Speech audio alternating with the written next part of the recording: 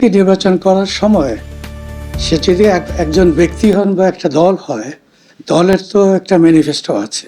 সাধারণ লোকজন সেটাকে শুনে পড়ে দেখে তারপর তাদের প্রতি তাদের যদি মনে করে যে এই দলকে তারা ভোট দিবে এবং যে ব্যক্তি ওই দলের পক্ষে দাঁড়াচ্ছেন তাকে ভোট দিবে কি দিবে না সেটা সিদ্ধান্ত নেবেন তারা।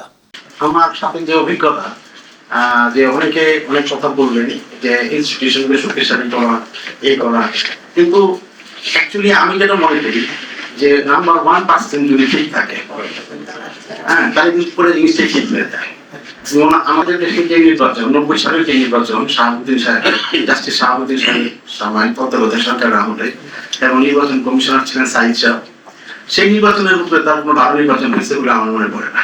তফসিল ঘোষণা করে নির্বাচন কমিশন, কিন্তু তফসিল ঘোষণার পরে সকল কর্তৃত্ব চলে যায় নির্বাহী বিভাগের হাতে, যার কারণে দিনের ভোট রাতে হয় এবং নির্বাচন অফিসার যারা আছেন তারা ওই এবং ইউনোদেরকে নেতৃত্ব দিতে পারেন না।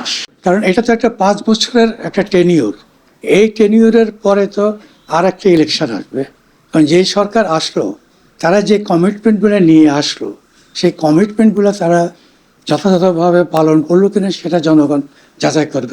বর্তমান যারা ক্ষমতাসীন আছে, দল আছে, তাদের উচিত সামনে, আমরা দেখেছি দুটো অধিবেশন হয়েছে, একটা বাজেট অধিবেশন, একটা প্রারম্ভিক অধিবেশন, আর একটা অধিবেশন সামনে আছে।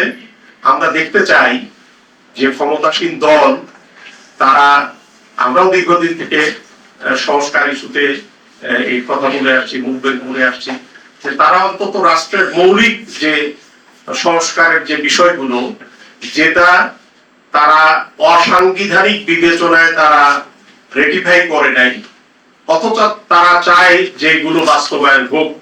আগামী যে সংসদে সেখানে তারা বিল আনবেন এবং বিল এনে সেই সংস্কারগুলো তারা করার উদ্যোগ নেবেন। একজন মানে সিএসি আর নিচে থাকে প্রিজাইডিং অফিসার, কোনটা ইম্পর্টেন্ট? আমি মনে করি যে সিএসি নির্দেশ দিল, উনি একটা পরিপত্র জারি করে বলে দিল, কিন্তু আমি প্রিজাইডিং অফিসার আছি সেটা আমি মানব না। আমার কারচুপি করার ইচ্ছা আছে। কারচুপিটা কিভাবে হতে পারে? এই যে আমরা রেজাল্ট শিটটা করি, বের করি ফাইনালি, সেই রেজাল্ট শিটটার নিচে কিন্তু এজেন্টের সই থাকতে হয়। এখন ইলেকশনের আগেই আমরা ভোট শেষ, এই অনেক প্যাকেট থাকে, 10-12টা প্যাকেট, অনেকগুলো ফর্ম থাকে, এইগুলোর সই আমরা এজেন্ট থেকে আগেই নিয়ে নিই, কারণ রেজাল্ট ঘোষণার পর কাউকে খুঁজে পাবো না। সেই প্রেক্ষিতে এখন আগে ফাইনাল রেজাল্টের কয়েকটা সিটে সই করে রাখতে হবে, যেটা সই করে করলাম, রেজাল্ট ঘোষণা করলাম, কিন্তু আমি যেটা পোস্ট করব সেটার কাছে বদলাই দিলাম। কি করবেন যে ভোটটা ঠিক মতো হলো কিনা, এই জিনিসগুলো কিন্তু আমরা কেউ খেয়াল করি না, যেটা প্রিজাইডিং অফিসার ইচ্ছা করলে দুর্নীতি করতে পারে। সেটা হলো যে আমাদের এই প্রতিষ্ঠানের একটা উদ্দেশ্যটা হলো যে গণতন্ত্রের প্রসার হোক, এটা আমরা চাই। সেই জন্য আমরা এই ধরনের সেমিনার ইত্যাদি আয়োজন করি।